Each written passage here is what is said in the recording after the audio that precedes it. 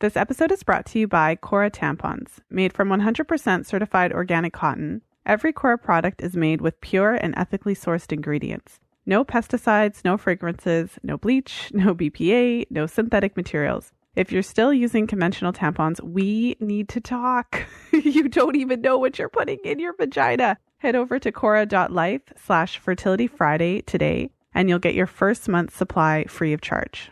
This is the Fertility Friday podcast, episode number 135.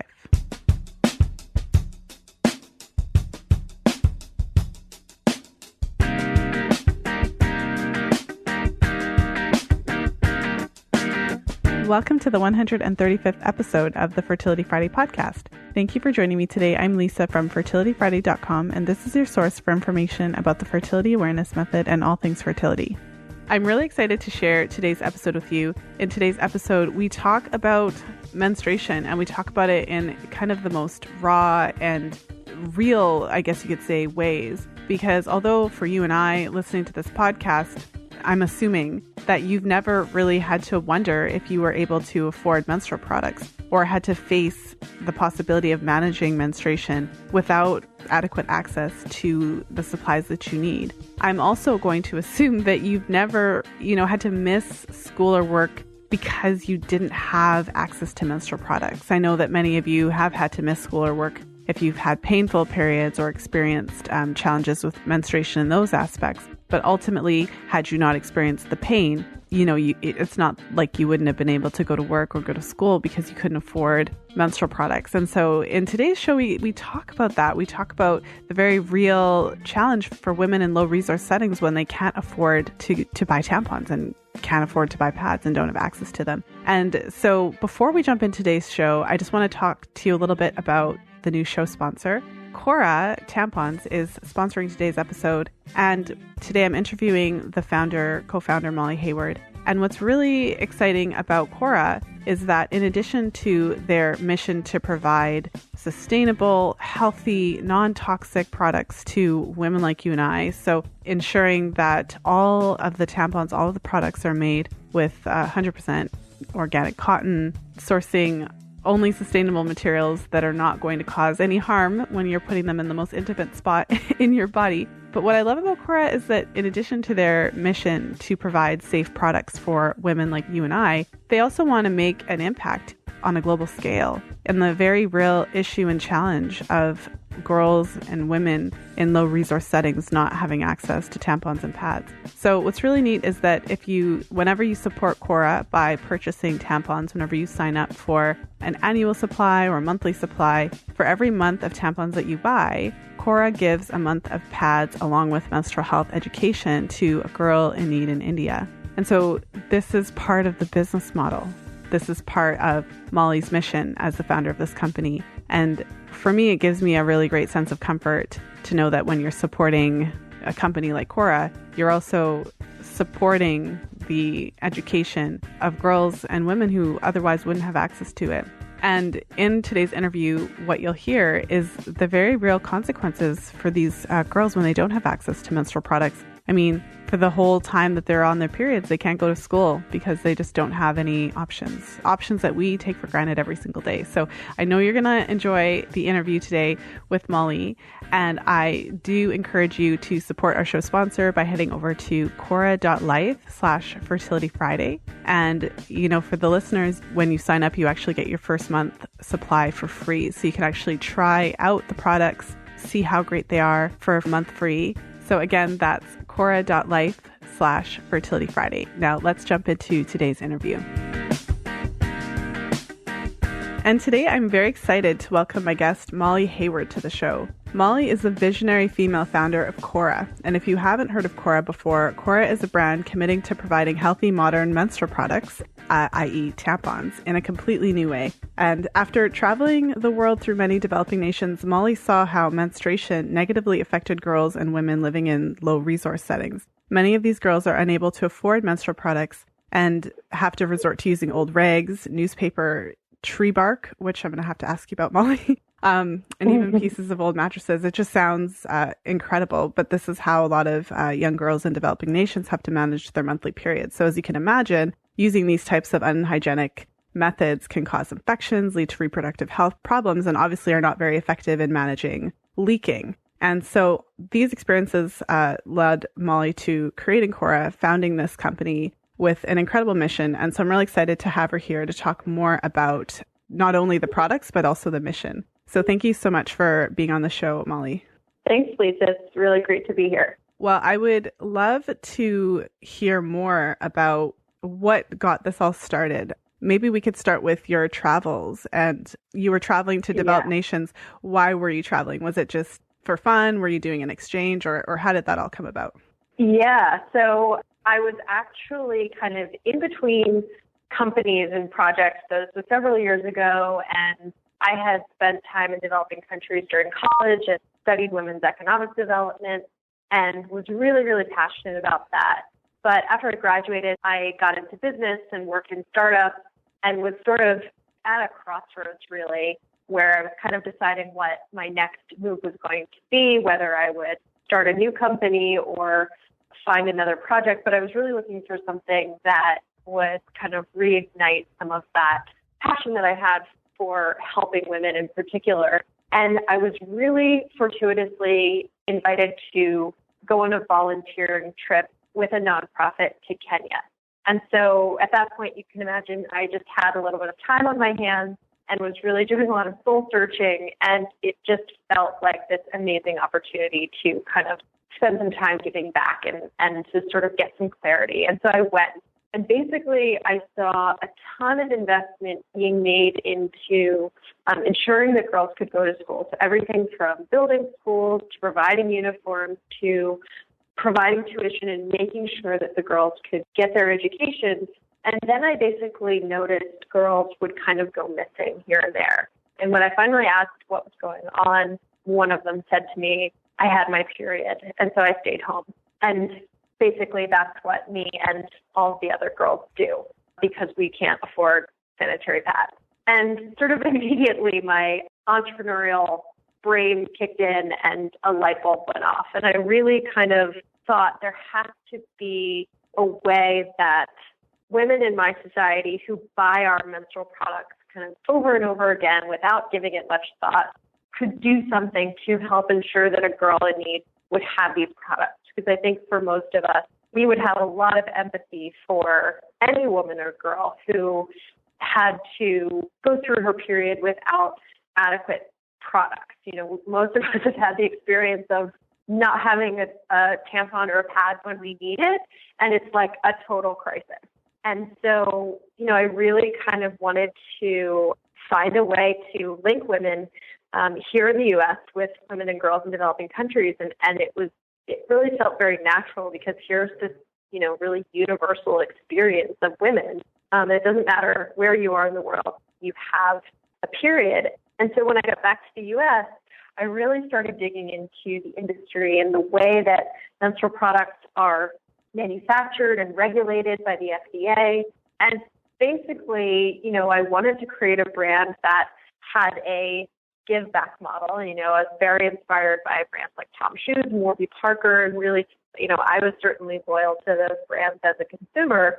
But as I started to dig into the tampon and feminine hygiene industry, I was really kind of shocked and truthfully kind of pissed off because I found out that conventional tampons, sanitary pads are typically made with non-organic cotton. So that's cotton that has been heavily, heavily sprayed with pesticides and herbicides, and also mixed with synthetic materials like rayon and polyester. Equally, there's very little testing requirements for the safety of menstrual products. And so, like, here I was, this relatively, like, health-conscious woman who definitely would buy organic food as much as I could and try to use green cleaning products and beauty products and hair care products. But this product that I was putting in my body for a week, a month, for 40 years of my life, I really didn't know it was in it because manufacturers aren't required to disclose that information.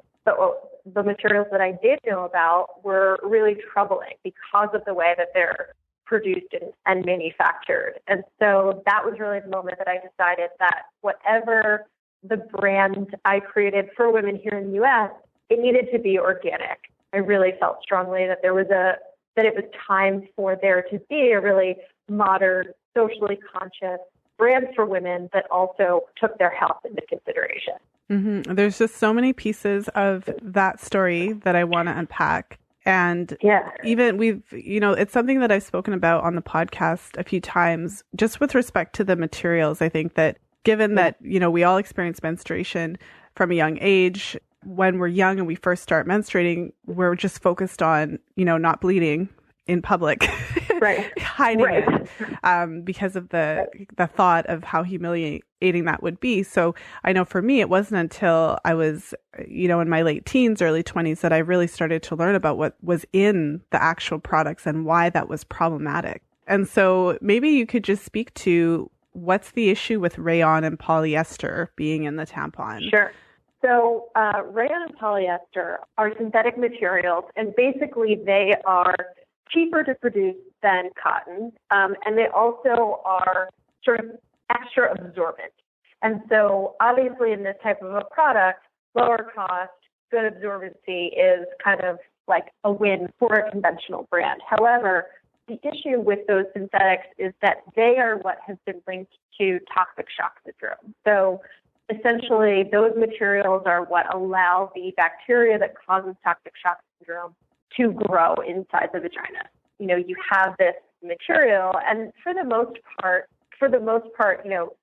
toxic shock syndrome is not an overwhelmingly common occurrence. However, in my opinion, any indication of harm or potential harm by a material automatically disqualifies it from being safe for consumers to use. Unfortunately, that's not the stance of the rest of the industry. So essentially, there's been no reported cases of toxic shock syndrome with an organic all cotton tampon. And so that's really what led me to decide that was going to be the only thing that Cora ever offered, was a 100% organic cotton tampon. Well, Molly, thank you for sharing that. I didn't realize that the synthetic fibers were specifically linked to TSS. And also what you said about how organic tampons, there hasn't, been a reported case of TSS. That's very enlightening and also simultaneously infuriating. Right. Yeah. Wow. Yeah.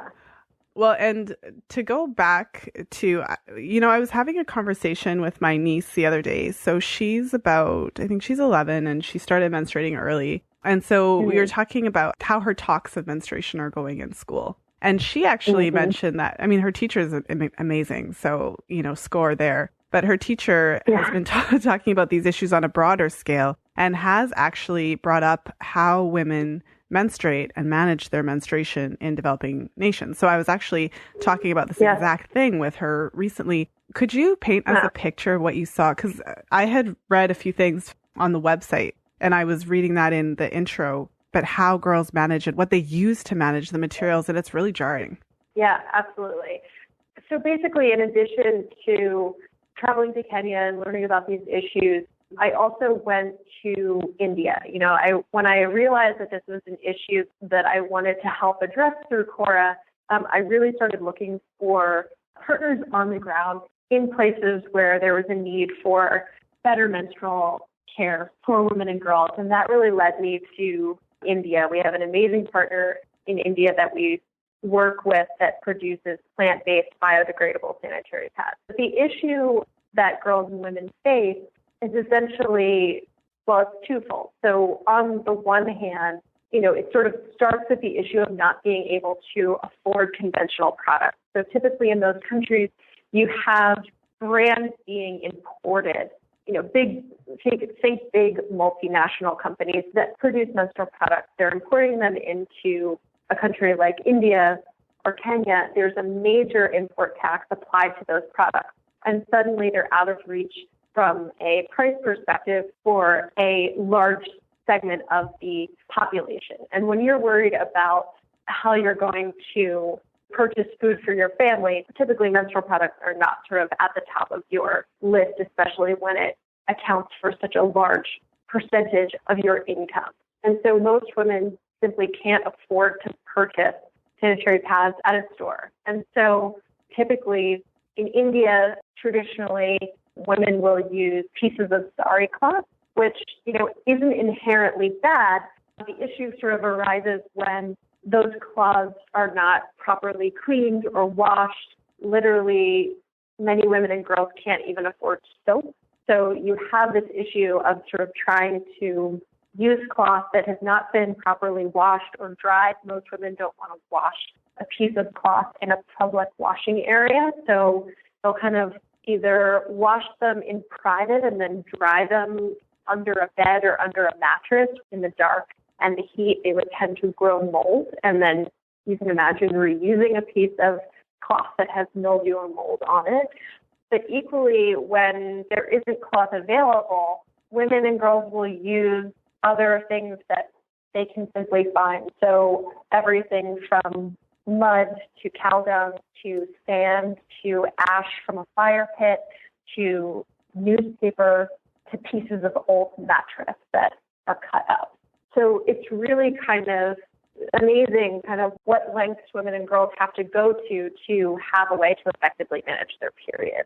And obviously you can imagine with these materials and where they're coming from, they're not sanitary, they're not hygienic. And so that can also lead to vaginal infections that are then very difficult to treat. And there's even been studies that point to this lack of adequate sort of sanitary menstrual supplies with higher rates of cervical cancer and infections in India. India has one of the world's highest rates of cervical cancer, and studies have linked this issue as one contributing cause for that. Wow. As a woman, I just feel moved as you say that, as you talk about it, because even just the thought for all of the listeners, who have access to menstrual products, what literally would you do if you didn't have whatever it is that you usually use, And it's really unimaginable. And if you didn't have a way to reliably, wash these products, we just have so many options these days. It's incredible just to think about how, and then of course, that being a huge part of the issue, but then a bigger part of the issue is imagine you literally can't go to school. Right. You don't want to leave the house, obviously, especially when there's a really strong social stigma and taboo still around menstruation. It's you do not want to leave the house and risk, having a leak in public. And girls don't want to risk soiling their one school uniform that they have. Another issue that I learned about subsequently from a partner in Kenya is that many girls don't even have underwear. So this organization wanted to provide sanitary pads, and so they started to kind of do the necessary research and evaluation within the community to understand what the real needs were. And the girls were like, yeah, great, sanitary pads would be awesome.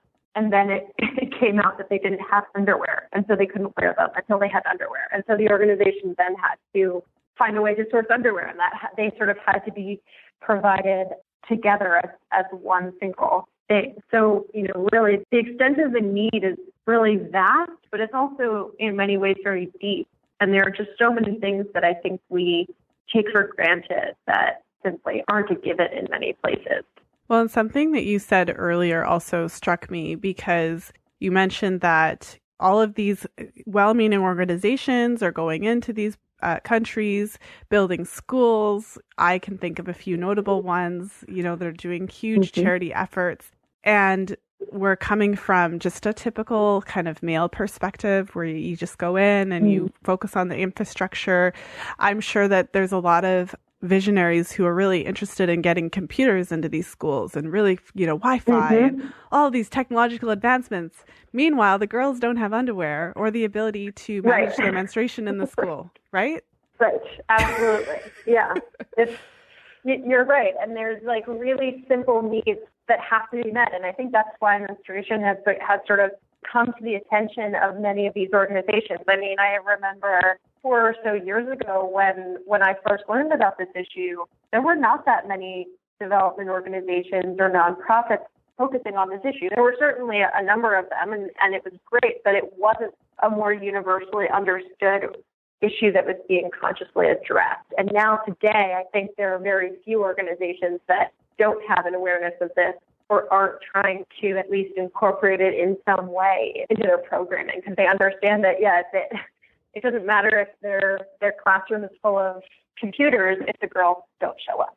Well, and then ironically, the solution is fairly straightforward. And I'll just take a quick tangent because I actually feel quite strongly that menstruation is a normal part of life. So just like everyone goes to the bathroom and we all urinate, we all, have bowel movements, half of the population menstruates. And so for me, I actually wonder on a regular basis why tampons and pads are not just provided like toilet paper. It really doesn't make sense to me that they're not available just standard. Yeah. But that speaks to our world. That's a broader commentary on the view of our world coming from a male-dominated perspective. Yeah, I think you're absolutely right. And I think part of the reason that has not been addressed until very recently is because of how strong the stigma was. I mean, I think we all talk about menstruation very openly today. I won't say all, but many of us speak about menstruation very openly today. It's constantly being covered in the media now. But it wasn't even that way 5 years ago. 5 years ago, it was still kind of pretty hush-hush. Maybe you talked about it with your girlfriend, but there wasn't this kind of bigger conversation happening in our culture. And when there's not anyone talking about it, there's not anyone pointing out the issue that you just brought up. And so I think that is beginning to come to the fore and really be presented as an issue, and that, menstrual products should be provided, particularly in public places, in things like prisons and homeless shelters and public schools. But it's a very slow-moving process because of the institutional misogyny that exists in our society, and the perspective that this is not something that as a society we should care about or take care of. This is an issue for women, and that's on them to manage it. And so you kind of have this tension that still exists today, where it's just not seen as something worthy of providing as an essential, even though most women, I think, would agree that it's very essential for us to carry on with our daily lives. Well, just like we can't function in society without having access to a toilet, it's the same idea. So it's not different. Yes. That's the thing. Like, it's not just because it's blood doesn't make it any different from the basic functions that we all have. And so if we could get to that point where everyone just stops being weirded out about because it's a reality, right? And it's always been a reality. So we just kind of need to move past that. But, as you spoke about your experience and how that became this kind of founding drive for founding Cora. Yeah. One of the thoughts that I have about that is, of course, when women found, and that's, you can't even say that just in a general sense, because not all women are there in terms of their consciousness and openness to this particular topic. But for you, having that as a foundation of how you created that company is very inspiring to me. So I'd love for you to speak to then how you decided to actually make the change in the issue. Because in many ways, that is a really big issue. We're not going to get rid of this issue today. There's millions of girls that don't have access to menstrual products. And I think, to be honest, we can not even imagine what it's like for them. But for you said, okay, that's enough.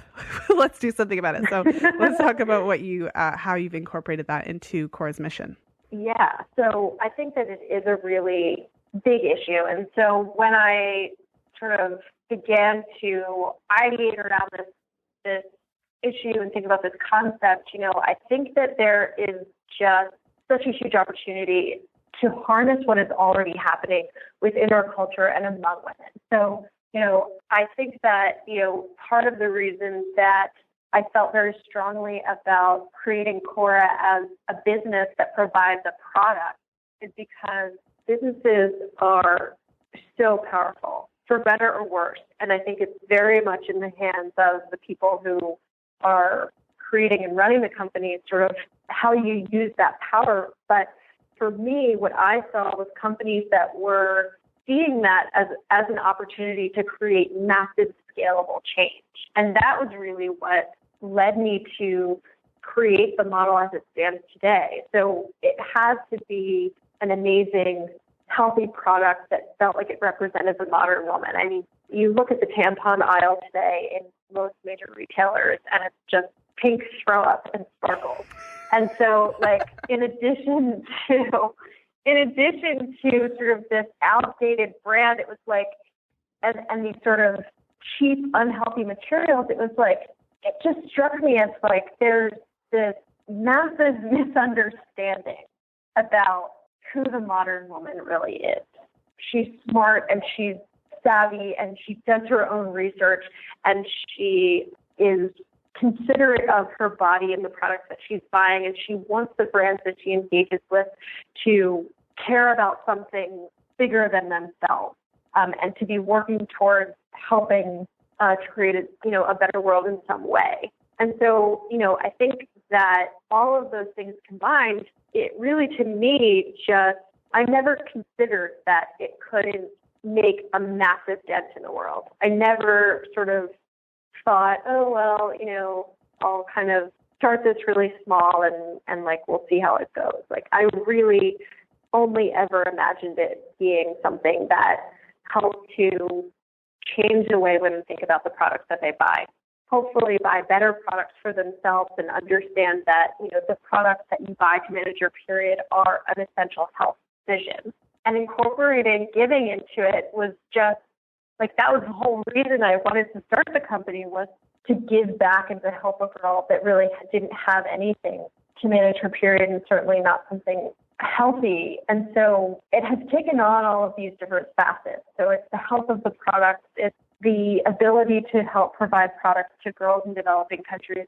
We've now worked on several domestic initiatives where we've helped to provide products to girls and women here in the United States who can't afford products because they're not covered by food stamps. And it's just sort of morphed into this like multifaceted organization where, this touches so many parts of women's lives and has been so sort of neglected in our society for so many decades that it sort of hasn't been difficult to see and begin to engage and start conversations around women's health. And what we've found is that we weren't sure when we launched if women would really want to talk about tampons, or, would a woman share that she had a great experience with Cora with another friend of hers, because there has been this long-standing stigma. And I think that what we've seen is that women are so ready to talk about this because they've, not been able to, or not really just had anything to say. There's been such stagnation in the industry of products and such sort of stigma surrounding the experience itself that, it hasn't been something that women can talk about, but it's something that we've continued to experience. And so as soon as the doors kind of opened, it was like floodgates. And so it's really been, I think that a lot of the things that we've done are really, I hope, on the forefront and on the cutting edge, and things that are scalable and that we will continue to scale and really be able to help change the way that things are today. There's an estimated 100 million girls around the world who don't have access to adequate menstrual products. And those girls, by extension, are much more likely to stay home from school if they don't have menstrual products. And so I think about that. I think about all of the problems and challenges that we're facing today on a global scale. And I think that we need every single person at the table. I think we need every single one of those girls to get an education and be contributing to solving some of these problems, because we just need everyone on board if we're really going to make things happen and kind of turn the ship around as well. Well, I just love that. And I love how you made it just part of what you do. So every time somebody purchases Cora tampons, then how does it work? An equivalent product is made for girls in developing nations? That's exactly right. So for every month's supply that we sell to a woman here in the U.S., we provide an equivalent supply of sustainable, biodegradable sanitary pads to a girl in need, either in India or in Kenya. And so essentially we really wanted to find partners on the ground. We knew that there were great organizations that knew a lot more about these local communities than we did and could really be our partner in helping us to provide not only products, but also menstrual health education, which is obviously, just as important, if not more important than the product itself.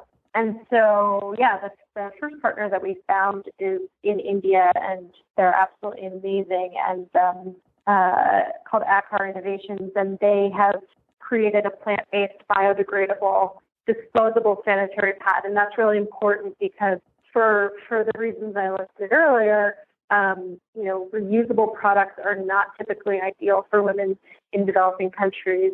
And most women are going out to a field to go to the bathroom or using a pit latrine. So creating a product that would break down and go back into the earth without creating an environmental issue is really important to us. And so that's what they do. And so we essentially purchase the products that they produce. So we're helping to generate revenue for their social enterprise mini factories, which are really cool.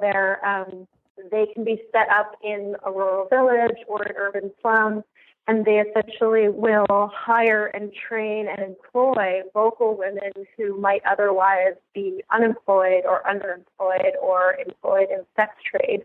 And they'll provide them with a stable job and a living wage. And so they're really supporting the local economies and producing products that are both high quality, but at the same time affordable for local women. And so it's this really cool, kind of holistic ecosystem that we kind of get to be a part of.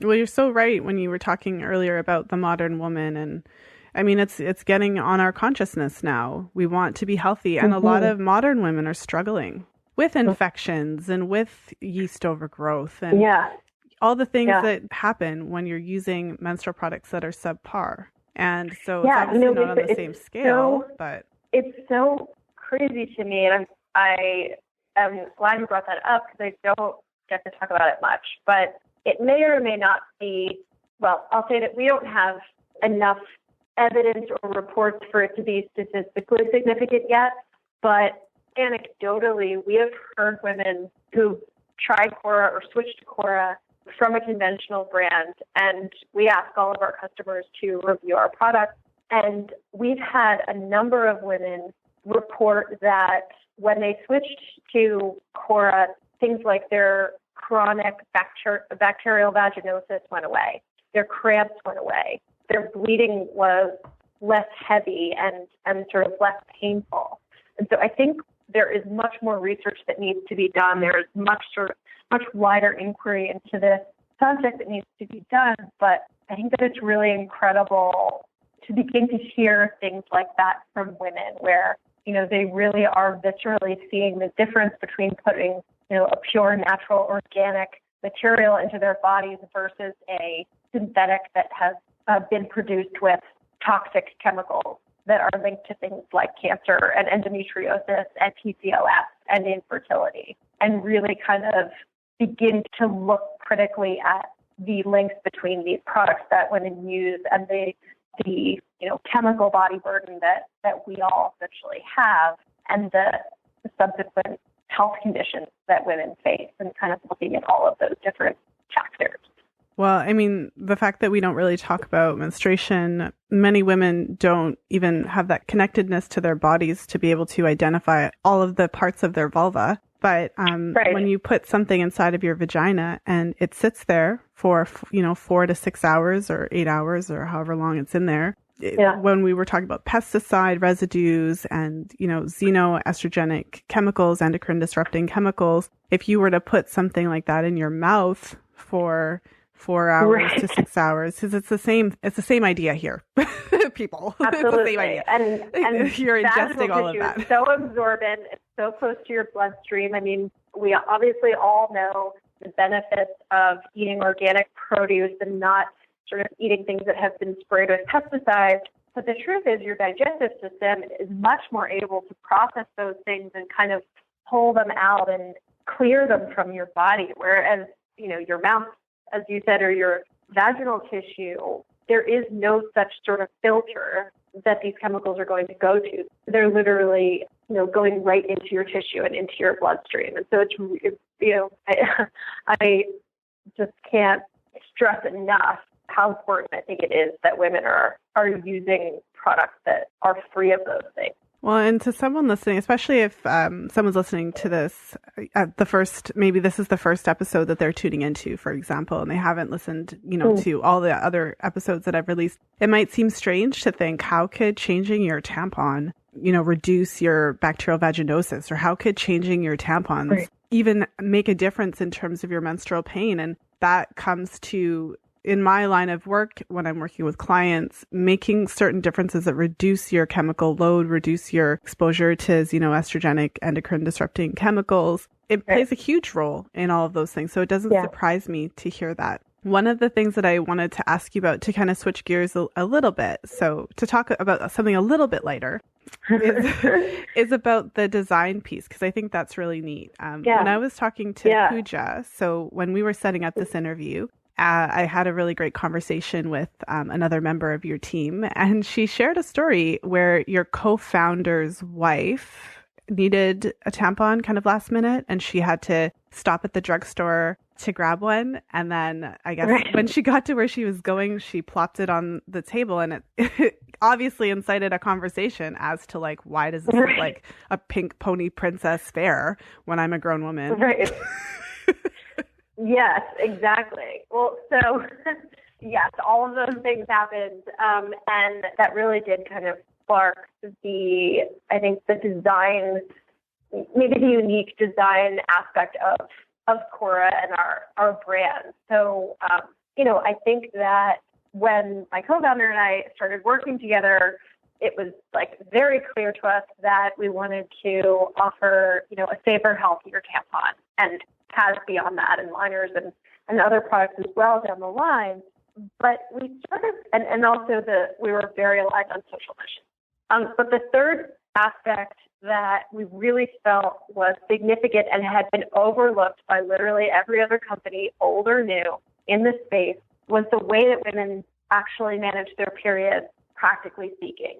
So we kind of looked at the day in the life of the modern woman who is managing her period. And, it sort of started off by like going to the store and, having to pick up the pink or purple glittery box off of the shelf, and like, you're, a grown-ass woman, and why am I holding something that looks like it was made for a 12-year-old? Kind of, even if you're kind of, it's old hat to you at this point, and you're like pretty cool with it, there's still like a cringeworthy moment where like you get the teenage checkout boy, and it's like, ugh.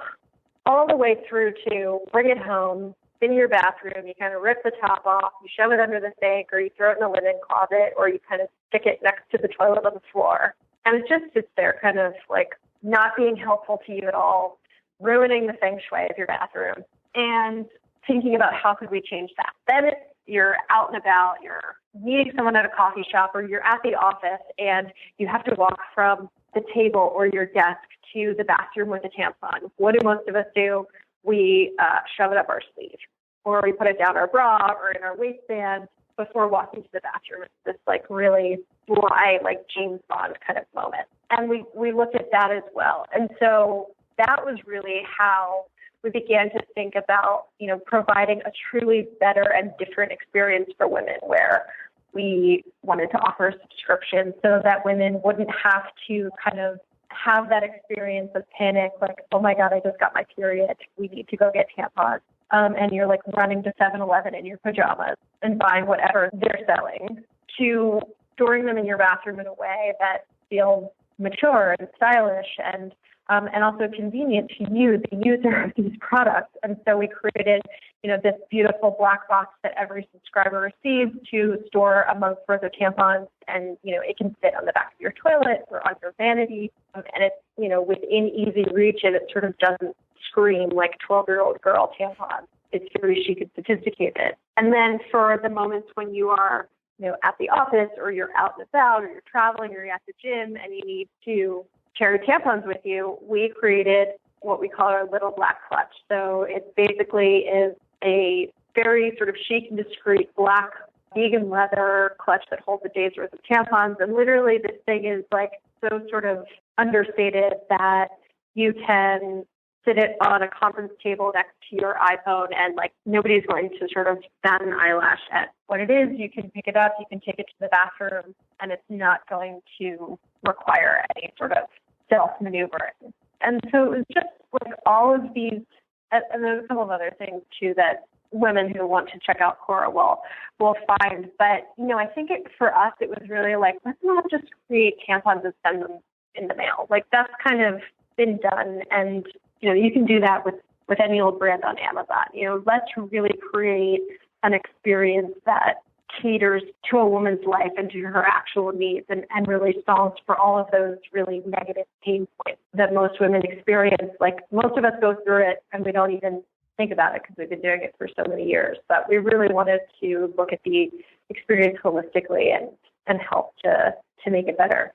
Well, it really resonates with me. So as you're talking, I pulled up your page. And so as you're describing the black leather case, I'm looking at it and it's made for an adult woman, right? I mean, and thinking about my niece who just started menstruating, I mean, how incredible would that be for this to be your first introduction into menstruation? When I don't know how old I was, maybe 13 or something, 12.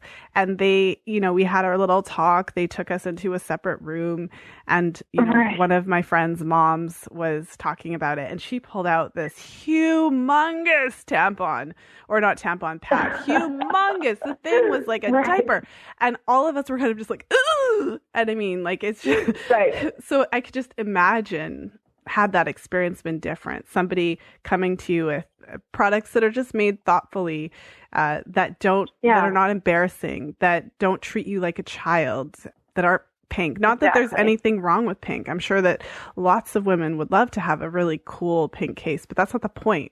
The point is that, you just, why assume that I'm 12 when I'm a grown woman? So it really resonates with me. So I just, and I think it would resonate with a lot of the women listening because essentially what I'm hearing is that you took the time to actually think this through from a woman's perspective. And you took the time to really think about all the things that would matter to her. And this is not just I'm ashamed, I just need to put the cork in the bottle type of situation and pretend like it's not happening. This is fully let's acknowledge that menstruation is happening and actually take some time and care to make this experience as positive as it could be. Why I deserve that. Why wouldn't I deserve to have a positive experience of menstruation? That's exactly right. And, I was once sort of asked or got a little bit of pushback from someone about the additional products that we provide to every subscriber to the box and the clutch. She said, you're kind of perpetuating this idea of hiding these products and being ashamed of them. And I was like, well, actually, that's not how we think about it at all. I don't even mind that somebody knows that I'm carrying a case of tampons around because it feels aligned with who I am as an adult woman. And the reason that I feel ashamed of carrying a pink tampon is because I don't identify with what that product represents and the person that represents. It's condescending. It's very juvenile. And that's not the way that I want to be seen in the world because that's not who I am. And so I think it's definitely not for us about hiding or being ashamed. It's actually I can leave this out on the table at the restaurant and you can know that it's tampons and it's cool because look how, chic and stylish and modern it is. I have a period and I bleed and these are the products that I use to manage it. And it doesn't feel weird anymore because it doesn't feel like it was made for someone else. Well, yes, I couldn't agree more. And, so I see that we are just about at a time here. There's one thing that I hope you have a minute to touch on, which is really interesting around the tampon tax. So I know we don't have time to go into that, but maybe you could just share how Cora is managing the tampon tax for your customers. Sure. So the tampon tax, for those who don't know, essentially every state has different policies, but the vast majority of states still impose taxes on feminine products. They're essentially not considered an essential item, even though we all know they are. When this issue kind of came to light, we really wanted to get involved. So the first thing that we did was decide that we wanted to make sure that no woman buying Korra would have to pay tax. And so that meant that essentially what we decided to do was to just cover the tax for our customers. So when you buy Korra on our website, there is no sales tax that is charged. We cover that for all of our customers because we simply don't believe that you should have to pay a tax for these essential products. that we decided to take. And since then, we have started to become a little bit more involved in helping to influence public policy towards eliminating this tax. Unfortunately, it's sort of not gaining a ton of traction on the federal level, but states have had some success in eliminating it from their state tax code. So New York is a notable example, and there were a few others that happened last year as well. But it's a serious issue, I think, both economically and ideologically for women, where, going back to the idea that these, products are just as essential as toilets and toilet paper and soap in bathrooms. These are not products that are sort of a luxury or a choice for women. And so we shouldn't have to pay an additional tax on them. So if this is something that you care about, I would encourage any woman to do a quick online search for her state and where her state stands as far as taxing these products, and sign petitions. Do what you can to let your representatives know that you don't believe that these are products that women should have to have an additional economic burden in order to obtain.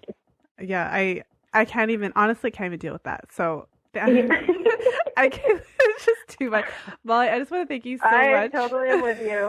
For being, sometimes you're just like, oh my gosh, I'm just going to go into a 45-minute rant.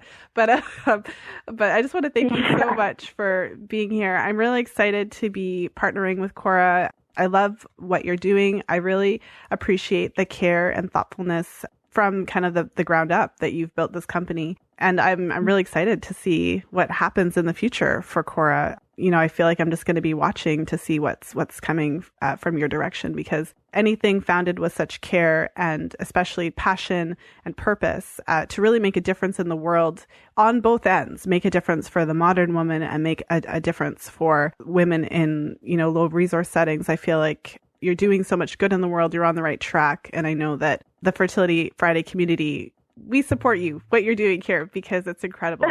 And it really, I could go on, but I'll stop. But thank you so much for being here. And for the listeners then, where can they go to find more information? Yeah, so you can find Cora online at cora.life. And right now we are actually offering a free month of Cora to new subscribers who want to try us before creating a full-on subscription. So anyone who's on the fence or wants to try Korra without sort of diving in headlong, right now on our site, you can sign up and get your first month for free. So would love to offer that. And you can find us across social media at Korra Women. Okay. Well, thank you so much, Molly. It was my pleasure to have you on the show. Thanks so much, Lisa. It was great to be here. Thank you for listening. If you enjoyed today's show, please share it with a friend. You'll find the show notes page for today's episode at fertilityfriday.com/135. I hope that you enjoyed my interview today with Molly. It was really so much fun being able to chat with her. And I know that I could have spoken to her for, another hour or two just about these topics. It was really fascinating to hear about her travels, to India, and for her witnessing firsthand how serious this issue is. And what I really appreciate is that as I said in the show, I really feel like there's a lot of people who could have had a similar experience traveling and seeing similar things, but not have taken that home and turned it into a concrete solution, a concrete contribution to try to make the world look a little bit different for these girls who otherwise just don't have access to supplies.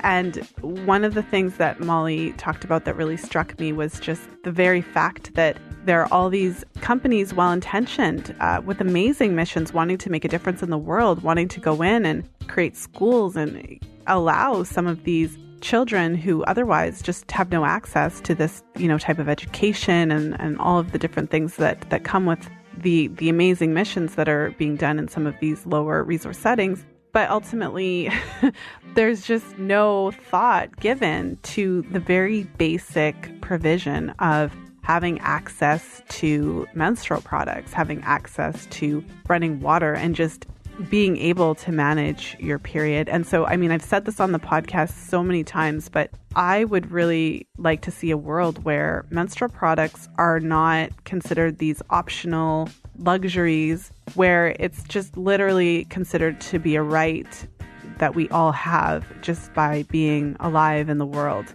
So I never have to go to a restaurant and hope that they have toilet paper or bring my own. Like I never have to like carry around toilet paper in my purse when I go out in the world for fear that I might have to go to the bathroom, because it's just acknowledged that all of us have to go to the bathroom. It's just a normal bodily function, and it's a requirement in every building that I go to for there to be facilities and for those facilities to have toilet paper and a toilet that flushes.